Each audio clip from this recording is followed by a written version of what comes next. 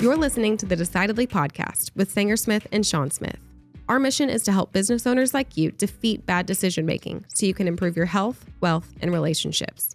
We do this by digging deep into the stories and expertise of our guests and distilling their knowledge into actionable wisdom for you to carry into your life and business. If you're new to the show, welcome. Be sure to hit the subscribe button so you won't miss out on any of our weekly episodes. If you prefer to watch this week's episode, head on over to YouTube for the full video. Now, let's get into this week's episode and defeat bad decision-making in your life and business. We have no goal. We have no agenda. This is the way you like it, isn't it? Well, this is the way I like my life. It's To have. bugs the crap out of me Why does it bug the crap out of you? because I can't operate in such a free flow state as you do. I need to know, like, here's what I'm talking about. So, like, when we start doing the Tightly podcast, wound, we say. well, okay. Okay. You remember when we were first starting the podcast, and I had all my questions I would write I out. had I had more questions. Yeah, you made me than- man. yeah. Then I put everything on a iPad, and I would have an iPad. Well, before and you're that, in that. before that, you would research stories of random obscure characters. And then You know, we were going to do like a Tyler Mahan Co. style, deep NPR dissect. that's a of- good podcast. But It is, but he's autistic, and I don't know. I don't know. I just feel like we couldn't do that. he's a good storyteller. You were spending like a full 40-hour work week. Oh, that was the come original up with plan for this 30 podcast. minutes. Yeah. You know what I keep thinking of is every time they talk about who's the new FBI director that The Indian guy? yeah, what's his name? I don't know. It's Kash Patel. Oh, Yeah. how did you? Oh, Cash Potatoes. Yeah, Yeah. right. Every time I would So we hear were his going name, to call the podcast. we were gonna For call no the reason. I podcast. don't know why. Because you thought it was funny. Because it sounded funny. It was stupid. It was It's not mashed potatoes, it's cash potatoes. mashed potatoes. And the absurd thing about that is that the actual idea had nothing about money anyway. No. We were going to have a money pun name and not talk about And money. not talking about money. And then I ran out and we got all these little pop We sockets. had merch. We had merch printed before we had a podcast. We had a That was like professionally designed that was logo. the first thing we thought was the smart thing to do was to Pops. to pop sockets with this Pop socket. with this Cash Potato Wave logo up t-shirt. that I designed. And so now I've got like all these. I think I chunked them finally. I kept one just to remember. You do? Yeah, I no, I actually have. Do you have one? Because I need one. I've been. You want to? Well, I don't. Pop socket. I used to use pop sockets, not the cash potato. Maybe I did. I don't remember. And then like one of them fell off, and then What do you mean? Fell off the like phone? yeah, it fell. Okay. Just lost it, and now I have to like hold my phone like this. Like trying to hold your phone with one hand. Right. It strains my pinky. I don't like it. Did So so if you have one, I would. I don't. would Well, use all right. If I can find it, I think I cleared it. Okay. it out of my office. If I find it, I'll give it to you. Yeah, that obviously didn't work. I'm glad it didn't work. That would have been so much work. Well, the idea was to find interesting stories, and then we would tell those stories about somebody who had made a decision, Yeah. right? And so it was still sort of the decision. It was cool. It was just way too much work. Oh, it was. Oh my god! But yeah, I like to do it was a things. lot of work. I like to do things with far less preparation than you. Yeah, I know. Traveling with you, it's wild. What do You you have mean? like a day. You have a minute by minute itinerary. Yes. I do not do that. I have a rough idea of what I might like to do somewhere.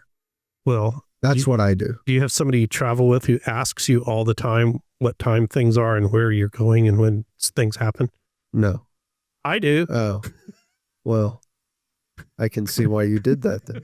But no, you would do that for yourself. You I did that. would do it for Yeah, myself. so slamming mom, but you do that. Well, okay. You did that for like the PCT. You were like, Oh yeah. which was funny because you're like, oh, okay, day 13, I'm going to be in this town. And then day 27, I'm going to check in here. That didn't work. It sort of worked. but it didn't. No, I would actually. Sort of doesn't work when you're in the desert with no clean water. Sort of works, doesn't happen. I'll tell you how ridiculous I am about that.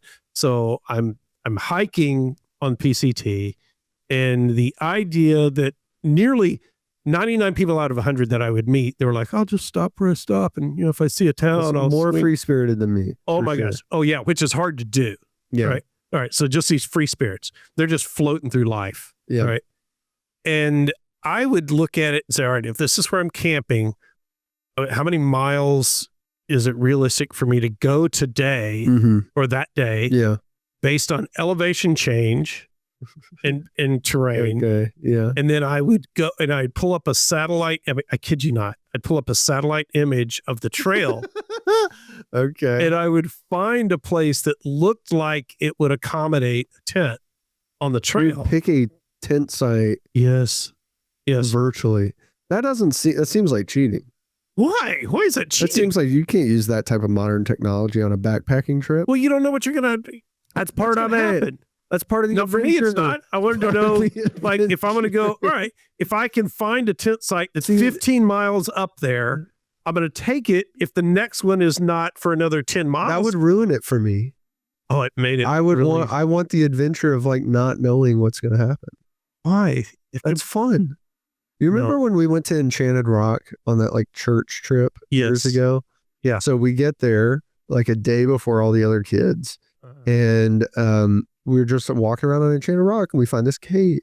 You remember the cave? Yeah, the cave was at the top of the It was rock. sick. Yeah, we go in this cave. We're like, oh, we just happen to have headlamps. We didn't even know there was a cave.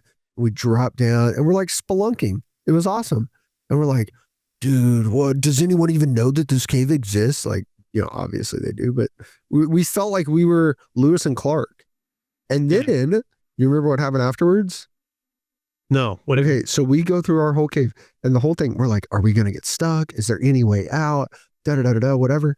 And then we leave, we go back and we're like, oh, guys, we saw this cave. Like they'll come the next morning. Oh, yeah, we saw this cave. And they're like, yeah, that's actually on the agenda for 2:30 this afternoon. We're all going to go in the cave. We're like, we'll do it again. That was cool, I guess. Yeah. And we go back and it was super effing lame because the leader was like, first of all, he had all this safety precaution that wasn't necessary because it was not dangerous. We didn't know that when we were in it, which is part of what made it fun, but it wasn't dangerous. And so he had like ropes and he had bright lights, which just took all the mystery of the cave away. And then we already knew, but he told everybody exactly like how the cave was going to go. Okay, we're going to drop down 10 feet. We're going to go 100 yards this way. We're going to turn left. Then we're going to turn right. Don't go left here because that's a dead end. So he ruins the adventure. And basically all we did was it was like the equivalent of a bus tour, but in a cave. Yeah, I do remember that. I hated it. He pulled all the excitement out of it. Yeah, I remember the most nerve-wracking thing. And that's what you're doing to yourself when you're backpacking and you pull it out your freaking GPS map. I don't want to get stuck somewhere where I can't. What's the worst thing? You get stuck. They're gonna die. Maybe. I remember on that cave. The last part of the cave, we had our headlamps. Nobody's in there, and I had never been through it before, right? Yeah. But I'm the dad. Yeah. I can't like lead you into something that's going to be bad. But the only way out, because once we had dropped down into this cave, you couldn't really jump back out of the cave. Yeah, that's what made it super like exciting. Right. We'd been stuck in a hole. It was a one-way trip.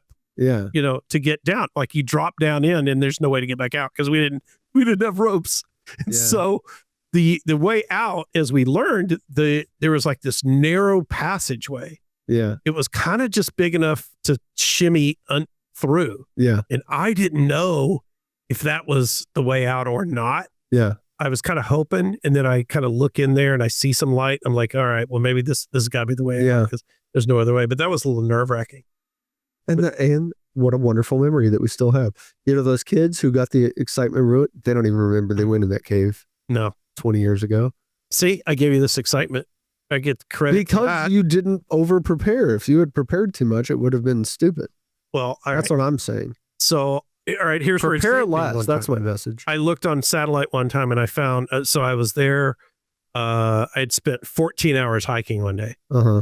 and going through the snow, and I had already broken through a snow bridge. Right. So, when the snow like covers a stream, Okay. and you go across it and you realize, oh, that's a stream. You don't know it's a stream until you break through and you realize And then you're standing in water. You're knee deep in freezing water. All right. That had already happened that one day. My sister had already slid down a hill and into a tree well. All right. So the trees kind of heat up the snow around them. So let's say the snow's 8 feet tall. Yeah. The tree will heat up. Yeah. And it'll melt the snow around it. Right. So it's a snow well. Okay. Right? Or tree well. And so she had slipped and started sliding down the mountain and then just drops down into one of these tree wells, which is about an 8-foot drop. And she's like, that hurts. Yeah. I had already axe climbed up the hill, so I couldn't go back down and get her. So I had to just wait. You could have. I didn't have any ropes or anything. You could have. Okay, I could. You would have just had to climb back. Yeah, okay. I could. Right. It seemed like a lot of effort to say to my sister, say that. All right. Yeah, it would have been a lot of effort. It would have been really tiring to help her out. It would have been exhausting. It would have been inconvenient for me. Right. Yeah. Okay. And so we go and we're like, let's find a place. And so every place we find is either on a slope or it's super rocky or whatever. And so I was able to find satellite map and found a cabin that we went to. And we found, so I found old abandoned cabin. It was, well, I didn't know it was abandoned. Oh, you just thought it might be somebody's house. I didn't know. I just see this cabin on the satellite. I'm like, all right. What I knew was if there's a cabin, there's got to be flat land around it. So at least the very worst, we can camp near this cabin. Yeah. Right. So we go, and it's like now 10:30 at night because we've been hiking our asses off. And we finally get to this area and it's 10:30. I'm like, all right, stay here. I'm going to go up to this cabin, see what's what. And so she stays down on the trail and I hike up to this cabin and I'm like, look, I have my headlamp, but I don't want to get shot if this is his house. But the closer I got to it, I realized nobody could possibly live here. This is an abandoned cabin. I kind of pushed the door up, but I don't know who's in it or what's in it. It's kind of like, I'm opening this door and like nobody's in. So I shout to her. I'm like, Eureka, you found a place to stay. But I could not. What was inside? There was like a table. There was some shelves and that's so weird. With some like old, like people used it, but like people kind of traveling through. Like nobody lived in it. It was kind of spooky. But why is it still there? Like, was it on public land? It was on public land, but there was a sign that I found. It was kind of like a made up sign. Like somebody made it and like slipped it in a plastic sleeve that they were trying to restore it. Maybe it was like a family cabin. And like, we're restoring this and, not very well. Don't mess it up. Didn't even lock it. No, I think on things like that, you don't lock it because if somebody needs to get in, they're going to break your lock. It's kind of like, some places where they say don't lock your car because people just smash the window. Just leave it open. They say that places? People say that places, yeah. Like San Francisco, people are just leaving their car. People say that. Yeah, people say that in San Francisco. People say, when I was on VA case, people would say that in Puerto Rico. Really? Don't lock your car because somebody might break in. That's too bad. Well, that's how that goes. Yeah. So anyway, I think you're far too take it easy. It's working for me. Where is it? Is it? Where do you think it's not working for me? Don't ask me for specifics. No, now I'm curious because you think I'm too nonchalant. Is anybody chalant? People are only nonchalant. Yeah. No, I just think, I think generally people should be more the way I do things. Oh, yeah. Okay. I think that's, if only people were more like you. What a wonderful world it would be. Yeah. Well, you successfully made me pretty similar to you in a lot of ways. Oh, congratulations. I was just talking to some friends today at lunch and they were like, he was talking about how he played like rec league softball or something as an adult. And I was like, dude, I can't do that because he was like, why? It was so fun. I go, yeah, because I don't want it to be fun. I want to go win. And there's going to be idiots like you who are just like there to hang out. And then we're not going to be friends anymore. No. Because I'm going to yell at you or something. Right. And I was like, I can't do it. Team sports are just over. Yeah. And You're not a team sport person. well, no. You like to watch them. In general, I wasn't anyway, but I definitely am not a team sport person when nobody's trying to win. What the hell is that? Or worse, when they are trying to win and just not And being they're successful. not good. Oh. They're like, dude, you suck at this. Get better. This is super important. You should be practicing on your I remember free watching time. you as a kid, and you just start yelling at your teammates because they just weren't good. As like a 4-year-old, Yes. like right out of the gate. Right out of the gate. Yeah. You're just yelling at people. And, you know, like, and I got to sit next to these kids' parents, you know, in the stands, watching yell at their asshole kid doing. They're Like, like, oh, that guy, who's that asshole? Like, that's my son. Yeah. He's yelling at your son because your son's not good. Your son stinks at soccer or whatever it is. I remember so vividly going and playing soccer for the first time as a 4-year-old. And the coach was like, all right, guys, remember, winning's not everything. It's all about having fun. And I was incensed. I was like, what did my parents sign me up for? This is some BS. You were incensed. It's like, what are we doing? This is about winning. It is about winning. You're wrong. That's not true at all. Like, and then I found out they don't keep score. Oh, that's some bullshit. I was like, what are we even out here playing for? And by the way, you know, they can say we don't keep score. Everybody's we all know. Score. Yeah, we know anyway. Knows. Yeah, we know. Yeah, everybody was keeping. There were some idiot kids on the other team. They didn't know they lost. They were acting happy. It was like, be sad. I beat your ass. I scored 12 goals. Yeah. I remember one time it was some, I don't know if it was T-ball. Maybe it was T-ball. And I got recruited to like be the third base coach. That was a big mistake. Oh, big mistake. Because I know nothing. Never played baseball. I'd never played. I'd never played an organized baseball game. In my watched. Life. I barely watched. Yeah. Right. So they're like, hey, you know, come be third base coach. And I tried to warn them. I'm like, hey, I don't really know. I don't know what that means. It's easy, you know, it's just, you know, tell them when to run and not run. I'm like, dude, I don't know when to run and not run. Like, I'm going to need somebody telling me when to tell the kid because I don't know. Like, can he make it? Like, this kid's kind of fat. Maybe he's not. I don't know if he can make it or not. And so I'm there. And the team, you know, our team sucks, by the way. Okay. Our team was just horrible. The team you were on was not good. Not me though. You were fine. That was great. You know, the team as a collective, not awesome. And so this one little kid from the opposing team, he makes it to third, which doesn't happen very often. I realized why they were comfortable putting me on third. People rarely get to third. Yes. And so this kid's talking shit. He's a little kid. And then he starts talking shit to me. He's like, we're going to beat y'all. I'm like, oh, you're going to have to come with something better than that. We're not afraid of losing. We've done it a lot. Yeah, losing doesn't scare us. It was horrible. That's I funny. hated it. So I was saying I was at lunch talking to my friends. The reason I said you made me a lot like you is because you would always, every time I'd come home from a game, did you win? Yeah. And then it turned into every time I came home from a practice, did you win? Dad, you can't win practice. Well, did y'all scrimmage? Yes. Did you win? No. And then it was like coming home from school. Did you win? There's nothing to win at school. And that was just your thing to ask that. I ask you that every time. And I didn't realize like other people's parents didn't ask them that. Yeah. They might have asked them like, did you have fun? Did you make friends? Did you make friends? Yeah. And I was like, that was not a priority. Raking friends. Oh, clearly. Yeah. Yeah. Well, oh well. Successfully did that. Yeah. They didn't even really successfully win that often. Yeah. So I'm not sure how helpful that question was. Do you think people like overemphasize the not winning thing? I think the tide moved out and came back in. Like there was a time when everybody thought it was a good idea to not keep score, give everybody a participation trophy. And then it seems like there's kind of a backlash against that. And people are like cool with just being. Some people go too hard. Some people are, too hard, I think. What do you mean? Yeah. Like, the AAU. What's the AAU? Yeah, basketball. It's like select basketball.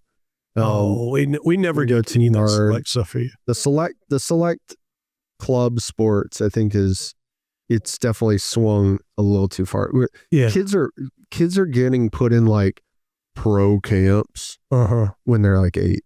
Like you're scouting. I wanted you to do hockey, but you never. Don't say that. It's not even funny. That's not even funny. It's the only thing in my whole childhood I ever was like told no to was playing hockey. Is that? But I get it. Why you didn't?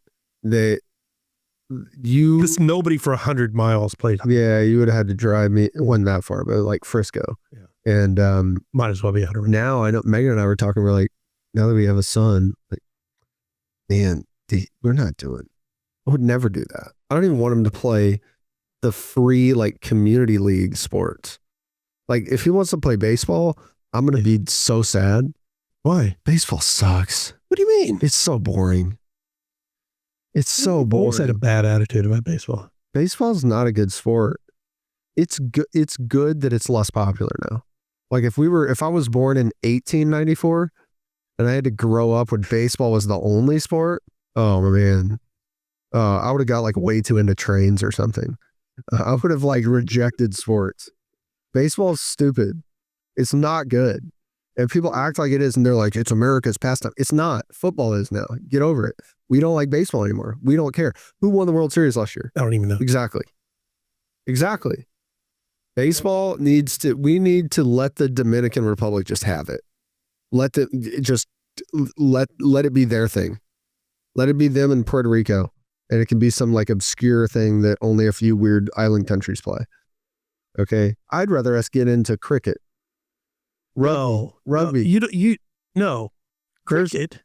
I'm just saying there's other things that we could be doing other than baseball that would be less bad than baseball. I'm not saying that would be good.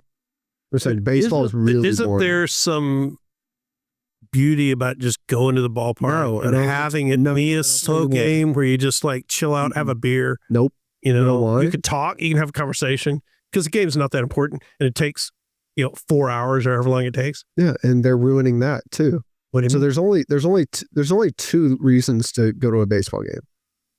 For let's hear them. The summer experience. Yes. Okay. It's hot. Yeah. You're sweaty.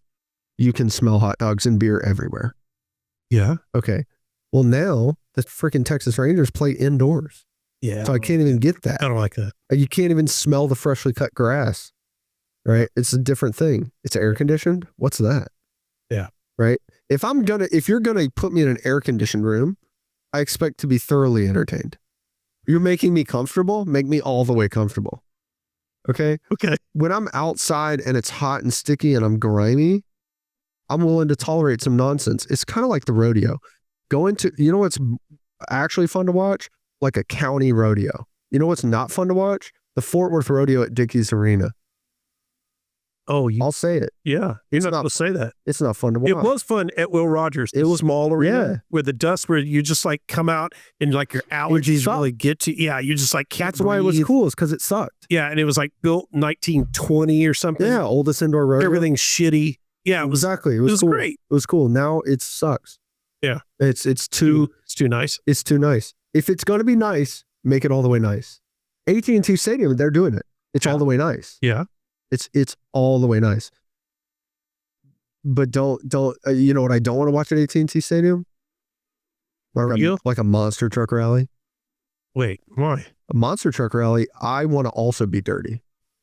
Like a monster truck rally is so stupid and not fun to watch that the only way to make it fun is for the environment to also suck. Okay, like a festival. Yeah. Something. Yeah. Okay. So that's all I'm saying is if this is like, okay, so Megan and I were having a conversation about decorating our house. Okay.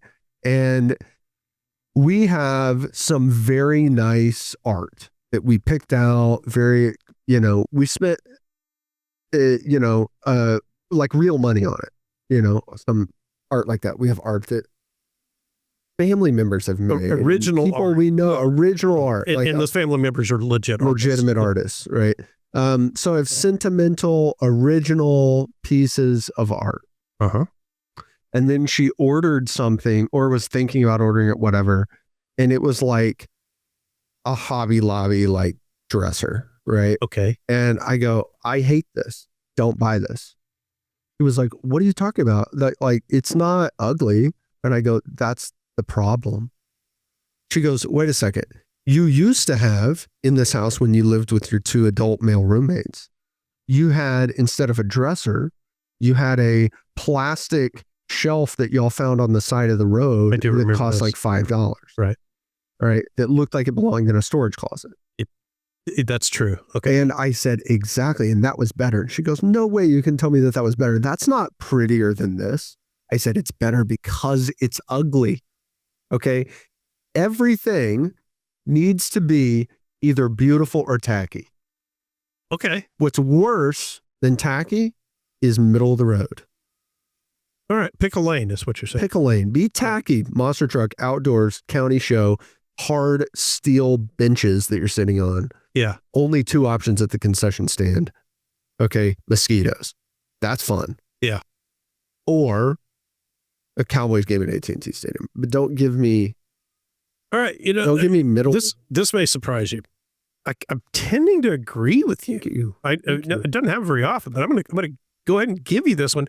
We were at... Mom and I went and started watching these games up at TCU this past year. Yeah. And we went to like women's soccer. Yeah. You ever been to a women's college soccer game? Unfortunately, yeah. Yeah. It was actually fun. Yeah.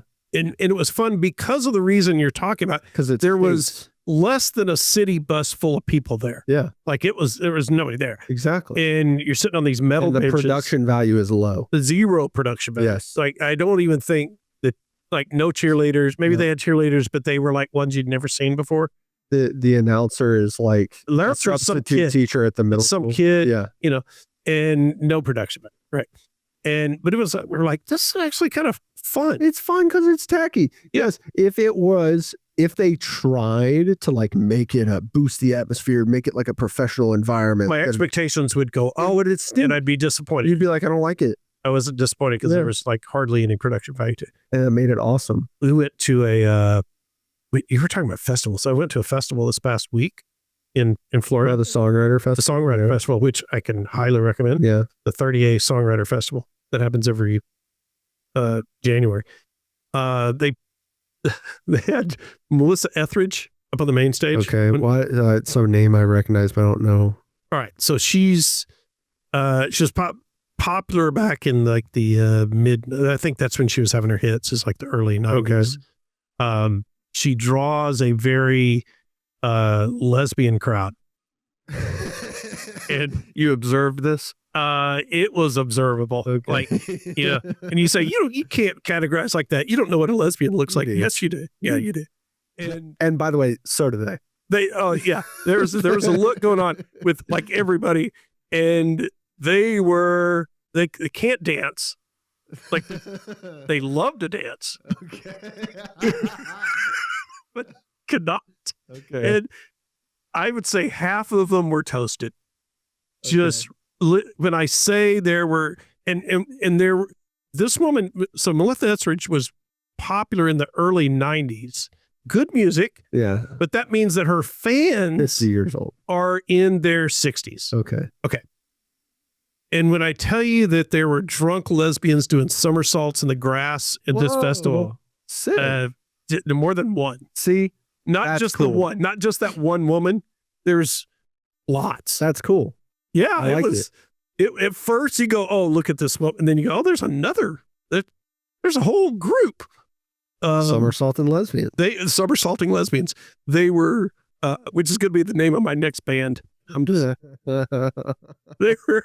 But I got to hand it to it. They were having a good time. They were. Okay. Yeah. I like it. So I'm going to agree with you. Like go low scale, low production, and just make it gritty and rough. It's gritty or it's gorgeous. Or Super Bowl. That's it. Yeah. It's one or the other. I'm agreeing with you. Don't be in the middle. All right. Yeah. Is that I think that's my big takeaway for the day. Your big tip for the day. My top decision-making tip for business owners is to either go big or go home. Literally. Yeah. And sometimes going home can be cool. Yeah. All right. You just made a great decision to listen to this episode of Decidedly. Make another great decision by subscribing to the show and leaving us a review wherever you're listening. We appreciate the support. It helps business owners like you find our community and defeat bad decision-making in their own lives. For more decision-making insights, check us out at decidedlypodcast.com, on Instagram at decidedlypodcast, or grab a copy of Sanger and Shawn's books from the links in the show notes. Finally, we'd like to thank Shelby Peterson of Transcend Media for editing and post-production of the show. Thanks for listening. I'm Morgan, your producer, and this is Decidedly.